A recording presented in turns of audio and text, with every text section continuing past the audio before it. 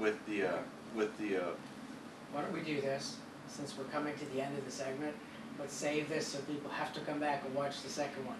How's that sound? That sounds good to me. Okay. As a result of us putting these on YouTube, we have to keep the minutes to conform to YouTube rules. And so we will be back shortly with more from Sergeant First Class Derek Heck, and we'll find out about the baby being born. Did he make it home, or did he not make it home? Here you are on TalkingWithHeroes.com, broadcasting from Basrah, Iraq. We'll be back with more shortly. Or 10:50. 10:50. Welcome back, everybody, to another edition of TalkingWithHeroes.com talk show program, our online news site, www.thankyouforyourservice.us. I am Bob Calver, your host, and Anna Sophie Hickson behind the camera.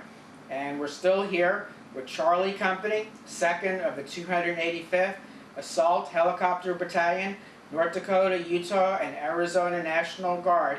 And we've been talking with soldiers from each of the different National Guard units. And part one of this segment, we've been talking with Sergeant First Class Derek Heck from Mandan, North Dakota, 19 years of service. And I know we kind of left everybody hanging a little bit here. Sergeant Heck was talking about, part of being deployed, the personal stuff, preparing, getting married, being married, children. And when we left off here, you were talking about getting home to see your baby being born. We kind of left people hanging. Did you make it home? Did you not make it home? So why don't you continue the story? Where we left off was trying to figure out how I'm going to get home on this 15-day R&R if we can make this work. It took tons and tons of planning, tons of doctor visit, tons of talking with the commander and the command and the first sergeant, and we got down to the wire and we had to set a date. We planned as close to the date as we possibly could. As any deployed soldier knows, you go from your duty site to Kuwait, and then you wait there for who knows how many days. I ended up spending 2 nights. I anticipated spending 1. I finally got back to the States the night before the baby was born. The baby was born. So I got home the exact night before, 8 o'clock.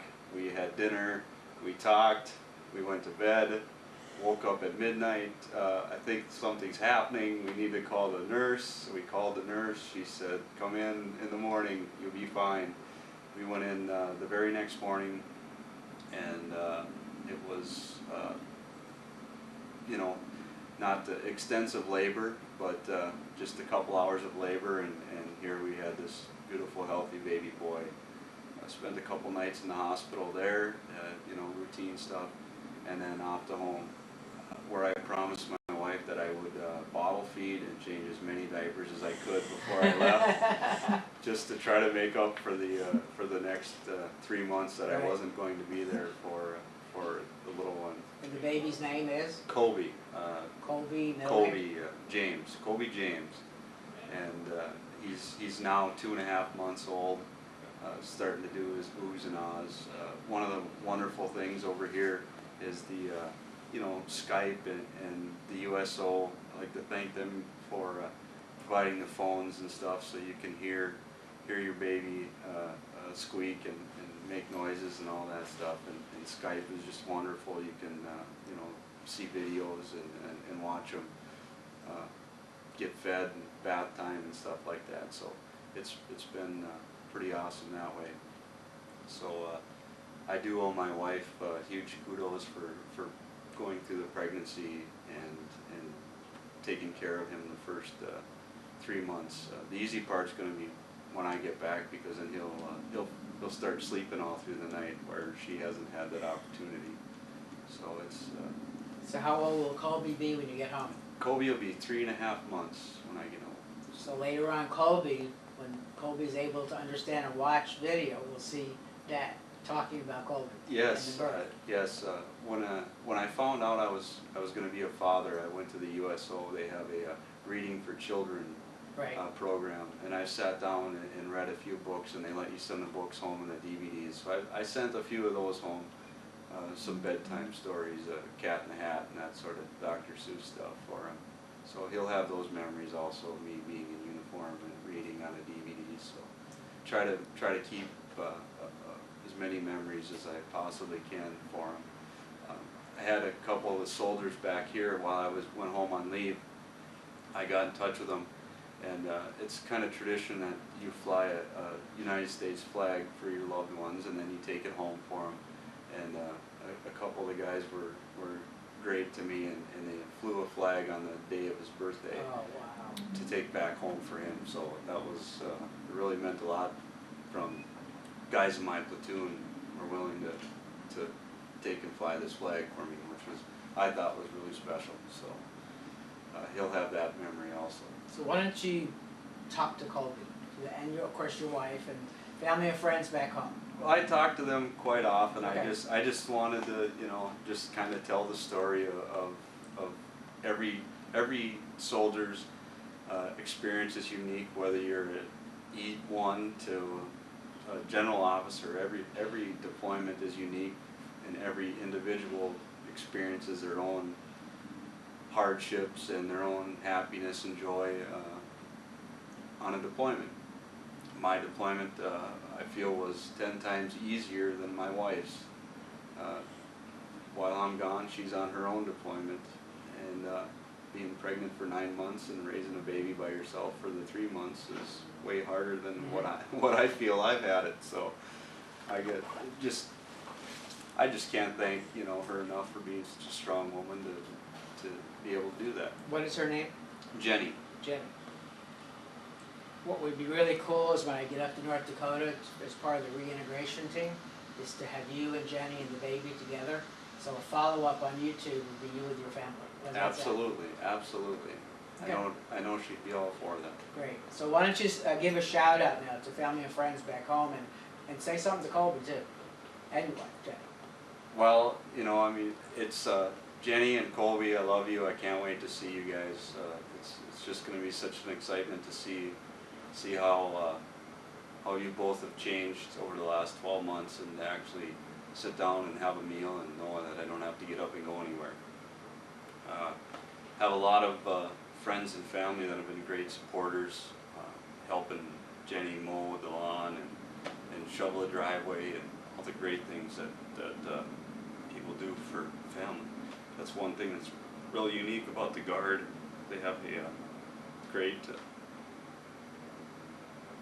support group, if you will. It's okay. This is a part of being in the military, what we're seeing now with the family back home, so this is okay.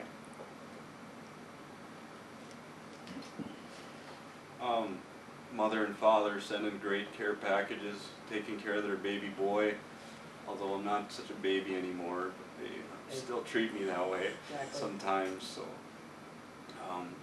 aunts and uncles sending letters and emails. It's just to really, it makes you feel like you're still part of a lot of the things that are going on back home.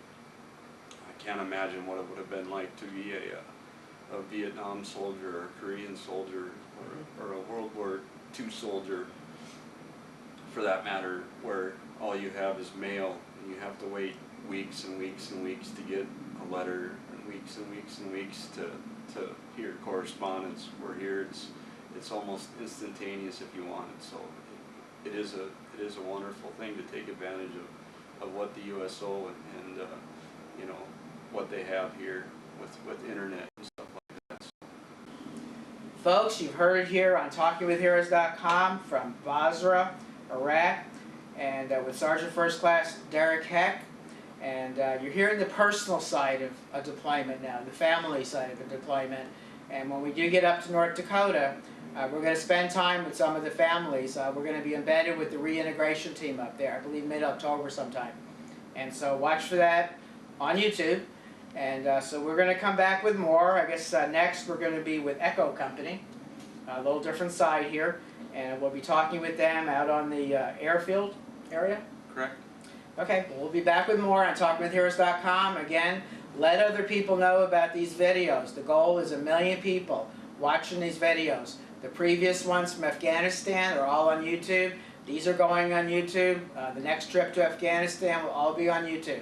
And before we go back over again, we'll have months to get this out to millions of people across the country, to hear these incredible stories from our troops here in Iraq and Afghanistan, but also hearing about the families back home.